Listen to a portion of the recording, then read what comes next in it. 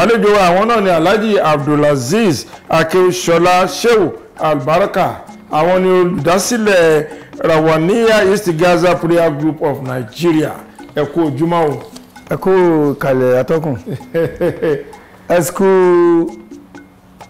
etígbọ̀ ojúrí. Ẹ kú kalẹ̀ ojú tí ẹ fi ń wo ètò yìí kò ní orílẹ̀-èdè wa. Etí tí a fi ń gbọ́ etí náà mà nídìí. Ṣàwárí làákàyè tí a fi ń kíyèsí làákàyè náà kò ní dàrú. Àdúpẹ́ fún Ọlọ́run. Ẹ kú kalẹ̀. Ṣé ẹ bínú ó tún yẹ kí n forúkọ kan sí orúkọ yìí? Wọ́n ní bàbá lówòrò. Ìyànàwòrò. Bàbá Ìyànàwòrò. Bàbá Ìyànàwòrò.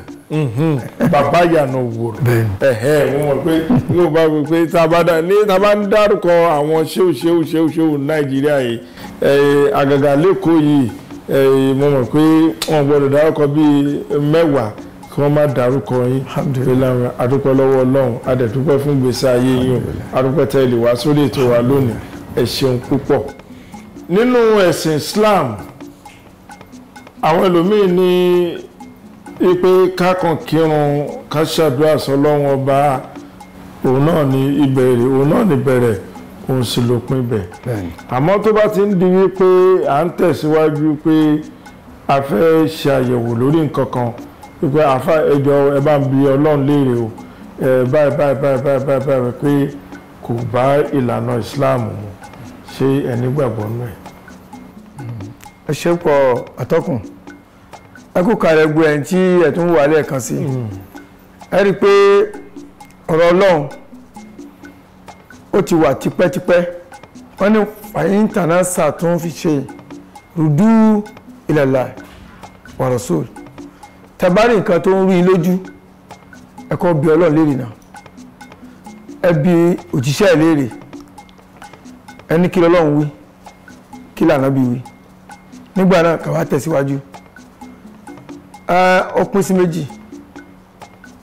Kò yẹ kí èèyàn ṣe àwọn àyẹ̀wò kan lọ́dọ̀ àwọn èèyàn kan tó bá jẹ́ mùsùlùmí.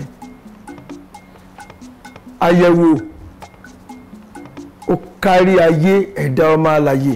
Àyẹ̀wò làkọ́kọ́ ohunkóhun kí a tó lè tẹ̀síwájú nínú ìgbésí ayé. Ní là ń pè ní ìtọ́nisọ́nà tí a ń pè ní guide.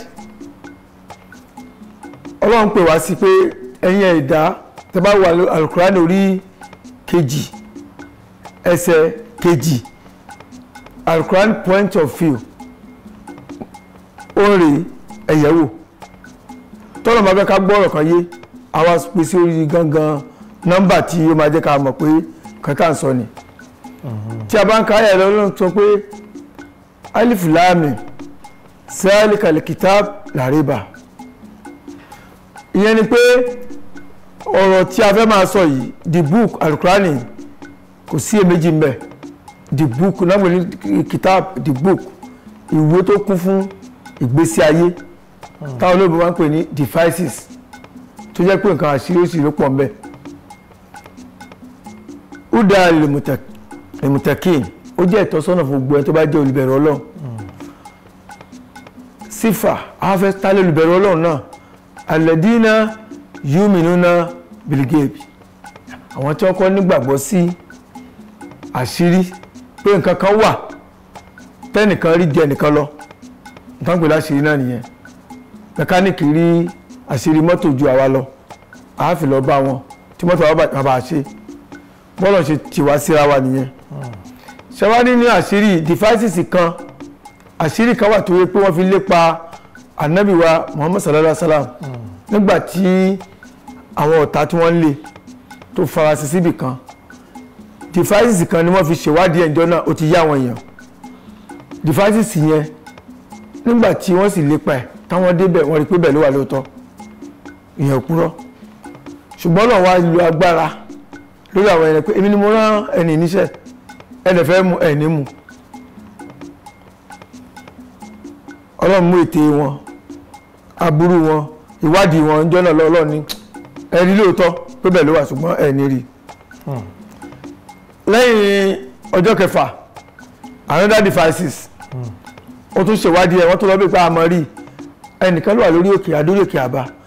Ẹlẹ́ẹ̀kejì ẹni bàbá kejì sọ pé ó ti sọ̀kalẹ̀ ọ̀nà Mádínà ló forí lé